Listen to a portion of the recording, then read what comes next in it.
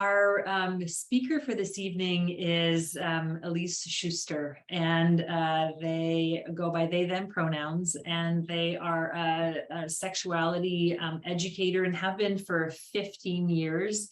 And they really specifically work in sex education and youth development. They have a master's in public health from Columbia, and they in their degree specialized in sexuality and health, and have worked with marginalized youth, medical providers, as well as adults. And so they work as a trainer and a coach to adults to better support the LGBT community, whether it's with corporations or artists or any groups of people, parents, professionals, etc. Elise really comes to us this evening as they're the co-founder and executive director of OkaySo, which is a free online platform that really connects young people who have questions about sex and mental health and overall health to be able to reach experts who they would not have access to without this amazing platform. So Elise, please take it away. We're so glad to have you. Thank you. I'm so thrilled to be here. As someone who grew up in a not so supportive household, seeing all of your faces is like, I'm actually getting, I'm okay, but it's like a very, I don't know, just thank you all for being here. So yeah, as Isabel said, my background is sexuality education, youth development, really always interested in LGBTQ issues, really from the beginning. And I think the other kind of through line in a lot of my work is thinking about the power of creating safe spaces and what it means for people to have a space like that, and kind of the ways that it can enable us to be vulnerable, to grow, to find ourselves. And so that's really kind of where OkaySo comes from, in part. And then in part also kind of recognizing how many questions young people have, but I mean, maybe all of us, but how many questions young people have, and often how hard it can be for them to find answers that they feel like they can really trust. So I want to share a little bit about what OkaySo is and how we can help. I would love to be able to answer questions as well. I have some slides that I'll go through so you can see what it looks like. And if you have questions, you can drop them in the chat. And I'll kind of go all the way through, and then we'll stop the recording and we can do Q&A after that. So I'm going to pull up my slides real quick. Okay, and I'll go into, this takes it a second. All right. No, I do not. PowerPoint. So I was like, do you want to give subtitles a try? And I'm like, I don't, stop talking to me, PowerPoint. Okay. So this is OkaySo. And really, again, our mission is to empower young people to really live as their authentic selves.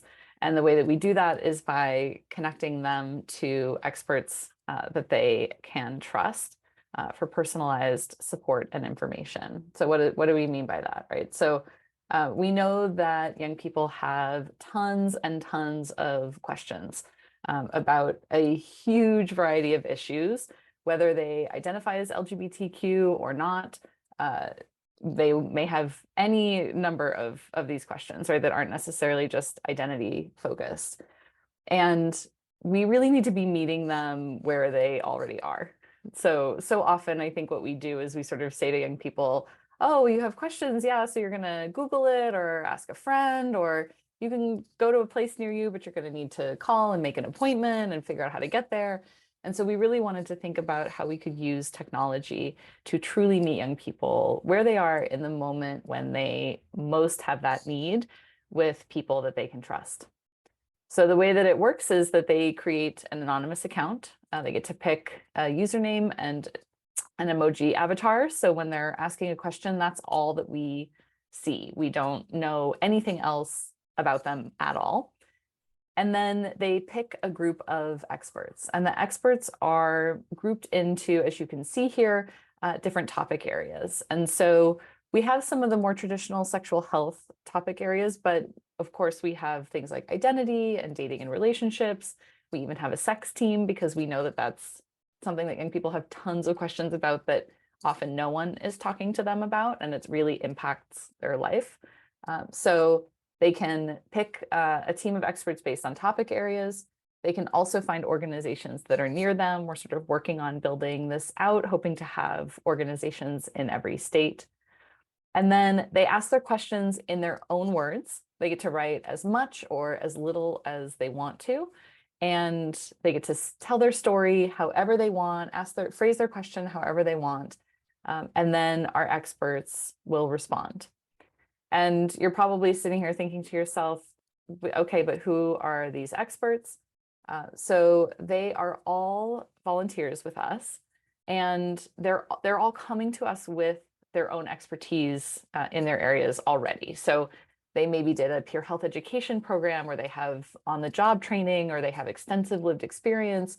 We have a PhD epidemiologist in our team of volunteers. So it's really an interdisciplinary group of people, which I think is really amazing, because it means that young people get to talk to potentially lots of different kinds of people, but all of them really knowledgeable about what they're talking about.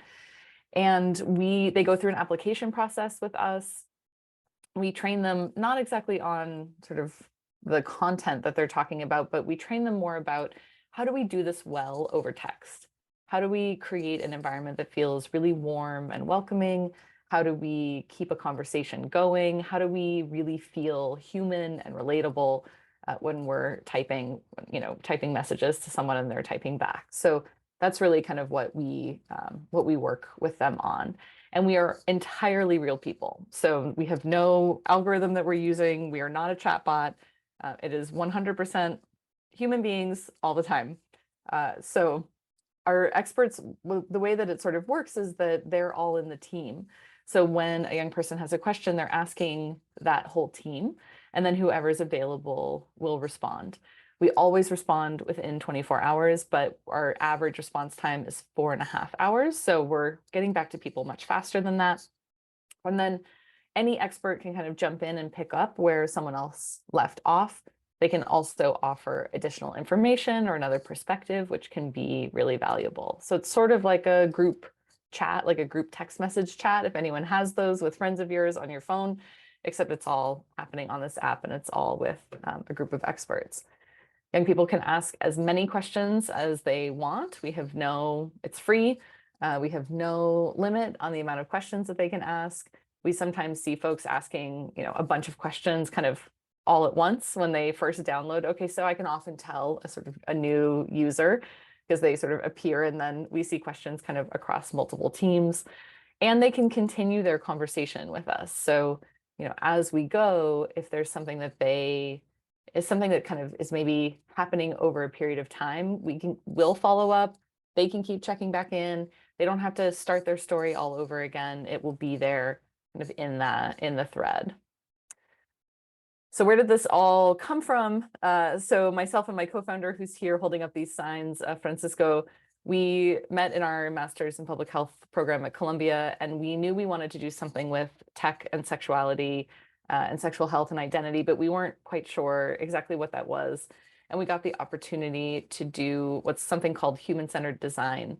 And that meant really doing a lot of talking to young people and talking about sort of what were their challenges, what were the things that they needed, and trying to come up with, potential solutions. And so OkaySo is really kind of the product of lots and lots and lots of conversations with young people, conversations with volunteers. And so we launched about 4 years ago, and we've answered over 13,000 questions from folks across all 50 states. We've had the distinct honor of being featured on the App Store for World AIDS Day a couple of times, and we were one of Apple's new apps we love, which was really fun, but they didn't tell us they were going to do it, and we had like 5 experts, so it was my thumbs actually went numb. It was really intense, but also really cool, and we learned a lot. And so I think some of the things that we kind of see across the board with OkaySo is that, and this is something we heard kind of in our initial conversations, and so it's been really cool to see that kind of play out, which is that all of us, I think, when we have something like this going on in our lives, we feel like it's complex, and it often is complex, right? It's often not something that you can Google. It's something that where there's more nuance, where you need to be able to explain what's going on, and often where there's often sort of a question or an issue that's behind the initial question. And sometimes people know that, but they're maybe too scared to ask it. And sometimes they don't know it. Sometimes there's something deeper, a connection maybe that they didn't realize or didn't even know, was possible. I've talked to young people who have, trauma histories that they hadn't connected to current things, happening in their lives, as an example. And so we see that we are on average having about 8 messages per conversation. Some are much, much longer. And it's really, again, this idea that we're able to kind of go back and forth with folks, really chat with them. It's not just like, here's your question, here's your answer. We're really able to kind of dig a little bit deeper with folks. And then the other thing is that we see that folks keep coming back. So 42% right now, we're going to get that number even higher, I think, but are coming back to ask at least one more question. We have folks who come back to ask many, many questions. And again, I think this really speaks to the idea that often there isn't just one thing that, as someone who might find us when they're 16 or 17 is going to have more questions when they're 18, 19, 20, et cetera. So, we really see that kind of happening, and people sometimes will be like, I don't know if you remember me from before, right? So, which is, and occasionally a username will kind of jog my memory, but not always. So our target age range is 16 to 24-year-olds. We start at 13. We don't have as many folks who are younger, although we are, 13 and up. We're super happy to ask, answer any questions that folks have. And we don't have an upper age limit, so people can ask questions. I think the oldest person that I know of who said it like in the question was 92. So that was actually a really fun day to be able to do that. I was like, you're using, like, what is happening? But the majority of the folks who use OkaySo are 16 to 24-year-olds. They're asking the most questions. They're spending the most time on OkaySo. And that's exactly kind of the target demographic that we wanted to reach, kind of recognizing that as young people are kind of transitioning from being a kid to being an adult, there's so many things that are going on and so many things that are getting sort of more complicated for folks that they have questions about, that like Google is not, it's not facts as much anymore as it is like situations, right? So really kind of thinking about what that looks like for folks. And then we have kind of a wide range of people who use OkaySo. We see higher percentages of folks from the LGBTQ community than, are much higher than are in the population. And we do definitely target and want to reach LGBTQ young people, because we know that they're often left out of a lot of this type of information. But we, again, have no sort of restrictions. So we really see, we see everyone. And we also see folks who are, just at the beginning of their journey. So they might not select that as an option when they're signing up, but later on while they're using OkaySo, they may have changed how they're identifying. Let's see. I thought I'd give you a sense, because people are often really curious about this, sort of what are the teams that are the most popular and what kinds of questions do we get? So our 3 most popular teams are dating and relationships, our sex team, and our stress and self-care team. And it doesn't surprise me at all that those are the 3 most popular teams, because those are the things that young people need the most information about that they're not really getting in a lot of other places. Traditional sexuality education is not covering the first 2. And, we know that there's such an intense level of stress that young people are under. And so, of course, they're seeking support for that. But I thought I would talk a little bit about the most popular questions first in our identity team, given where we are. And there is a really huge range, right? If we think about the kinds of questions that someone who's 13 or 14 might have versus the kinds of questions someone who's in their 20s might have, we really see, I think, everything, right? So I like to say that, like, one of my favorite questions of all time was something about, I wore my Pokemon shirt to school today, and yesterday, and the person that I like wore their Pokemon shirt to school today, right? So does that mean that they like me, right? So there's lots of like really everything from like first crushes and first kisses all the way up to, you know, abusive relationships and unplanned pregnancies and moving in with someone, and, you know, all of these like really, really big decisions that people can be making.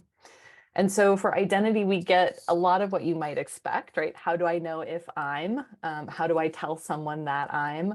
How do I figure out labels? You know, how do I do this? Essentially, like how do I live in this new identity? Like how do I navigate this entire world, right? And what does that mean? So really kind of a broad range of things. We also, you know, in our dating relationships team, lots and lots of things around sort of the quality of relationships, right? Relationships that are not going great for one reason or another. Thinking about, you know, again, crushes, telling people that you like them. Communication is a huge, huge thing that we're often talking with folks about.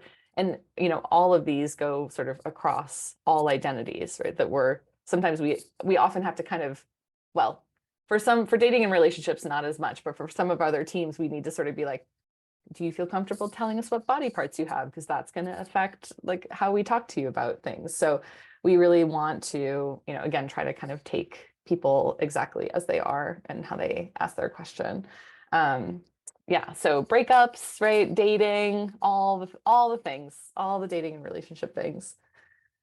These are some of our most popular questions around sex. So, you know, orgasms and how people know when they're ready, you know, discrepancies in how much people are interested in it or want it, which is a really big thing. People feeling really self-conscious about their bodies, about navigating this world with other people, right? Talking about it, sort of all of those things. There's a lot of consent work that happens in this team, for sure. So yeah, lots of different things happening here. Stress and self-care, lots of school stress, lots of family stress, you know, stuff going on with friends, anxiety. You know, we don't diagnose folks, but we do a lot of work, I think, helping people understand what therapy is and how it could be helpful, and other types of mental health supports that exist, and kind of serve as a bridge for folks who maybe are on one side kind of saying, things are not, I'm struggling, things are feeling hard, but there's some kind of barrier to accessing other types of support. And we can often have enough of a conversation with someone that we're able to begin to kind of knock down some of those barriers, and then actually help people get connected to care. The other question that I love that we often get in this group is like, how do I know who I am, or how do I know like who I should be? Or, you know, people who are like, I'm a freshman in high school and I'm freaking out about college, like stuff like that, where we get to kind of help take some of the pressure that people are feeling away a bit. Or, you know, my parents want me to be this, but I don't want to be that, right? So lots of those kinds of things that people are navigating as they're finding who they authentically are. And then our body and anatomy team. So again, lots of stuff around sort of body image and how bodies work. And that's both sort of sexual, but also puberty and transitioning and kind of all sorts of things related to bodies. Lots of things about, are things normal, right? Birth control, probably what you would expect generally, right? Which is like types of birth control, using birth control correctly, which is a huge thing, helping young people understand how to do that. Young people who are super, super worried about being pregnant. You can imagine we've seen an increase in that in the past couple of months. There's so much more stress around that for young people, depending on what state they're living in, side effects, etc. And then STIs. So much, right? There's so much stigma around STIs. So we do a ton of work around that, and talking to people a lot who, you know, are worried that people will think that they're dirty, who people won't want to be with them. How do you talk to someone about this? Kind of all of those pieces, which is hugely important, helping folks who are, you know, maybe don't understand like what their potential risk is depending on the types of partners that they have. So lots of different things here, including sort of, you know, this is what's happening for my body. Should I get tested? Yes, I should get tested. Where can I go? Okay, it came back and I have an STI. I need to tell my partner. How do I do that? Right? Kind of all of the steps of that process all happening within just that one conversation with them. So those are sort of a bunch of the different kinds of questions that we have. And in terms of sort of the impact that we're having, what we know from folks is that they say that, you know, the vast majority of young people say that we were helpful for them, that they learned new things, that they're going to do something differently. I really love these statistics that we have from surveys, which are like 80% of young people reported that they felt less alone, which we know is such a huge thing. Being able to reach out to someone in that moment when you feel like you're the only one and no one can understand, and have someone, again, kind of meet you in that moment is such a powerful and potentially kind of life-saving thing to be able to do for folks. And the other one that really gets me every time is just 72% of folks saying they wouldn't have asked this question anywhere else. That often, again, and people just don't have places where they feel like they can go, that they can trust. And one of the things that's really cool about OkaySo is that we often get thanked within the chat. So we get to see the impact that we're having for someone right there, kind of in the moment. This is one of my particular favorites that I will never, ever, ever forget, this young person. And it really, I think, there wasn't that much that we did for her except help her not feel like a monster. And that was a pretty incredible moment. Like, we didn't need to refer her anywhere. She didn't need to get tested. She just needed someone to say that she was great. And that, I think, is kind of one of the most powerful things that we are able to do. So lastly, almost done, I will say, you know, folks, you can find us on social media. We are on the App Store and the Android store. Please tell people about us. And I will have this is my email. We have our socials here. I will put our website in the chat as well, because I don't have it on here for whatever weird reason. And I'm, you know, super happy to answer questions. You can reach out to me. Like, please use this email if you need it. You know, we are here for you, and we want to help support in any way that we can.